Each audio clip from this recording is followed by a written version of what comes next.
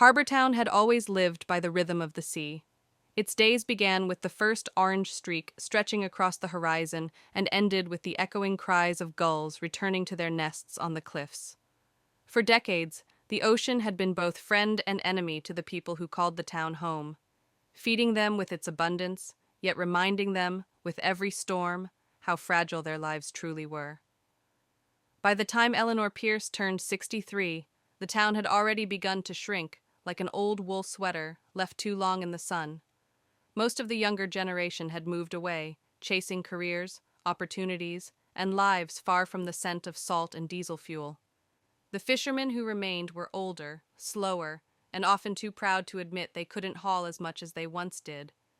The docks creaked with the weight of memory more than with the weight of fish, and towering above it all stood the lighthouse, the old white brick sentinel perched on the edge of the cliff, its lens still polished, though seldom used. Eleanor had been its keeper since she was 21. 42 years of service, 42 years of evenings spent climbing the spiraling staircase to light the lamp. It wasn't necessary anymore, not really. GPS and satellites had done what human hands once had, but tradition clung to Harbour Town like barnacles to the hulls of its boats, and Eleanor never missed a night. Still, the letter lay on her kitchen table, official, heavy, and cruelly polite. Notice of retirement effective November 1st. She hadn't touched it since the day it arrived. Tonight, the ocean wind rattled the windows of her small cottage. The sky above Harbour Town was darkening quickly, bruised by thick clouds that rolled in from the west. A storm was coming. Eleanor pulled on her faded yellow coat, the same coat she'd worn for decades, and stepped outside. The air smelled like rain. Her boots crunched along the gravel path as she made her way toward the lighthouse. Even after all these years, she felt a strange mix of peace and purpose every time she walked this path. It was as though the lighthouse sighed in relief each time she approached, grateful not to be forgotten.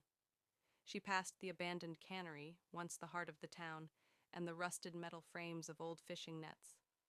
The waves crashed against the rocks below, sending up mist that dampened her cheeks. The lighthouse loomed larger with every step. Eleanor paused at the base of the cliff, just before the staircase began, when she heard it. "Mrs. Pierce?" The voice came from the shadows near the old wooden pier. Eleanor turned slowly. A tall man stepped into the dim glow of the pier lamp. His beard carried streaks of gray. His clothes were worn but not ragged. Something about his posture, tired yet still holding on to some quiet resilience, felt familiar. Eleanor narrowed her eyes. "Tommy Hayes," she said, almost not trusting her own voice. The man smiled, and suddenly she saw him. Not the stranger, but the 17-year-old boy who used to race his bicycle along the docks. The boy who could whistle louder than anyone in town. The boy who had disappeared one night without leaving so much as a footprint behind. Tommy Hayes had been the town's wild spirit, the kid who climbed the cliffs without ropes, the teenager who swore he'd leave the moment he was old enough. And he had. Stories followed him like ghost ships.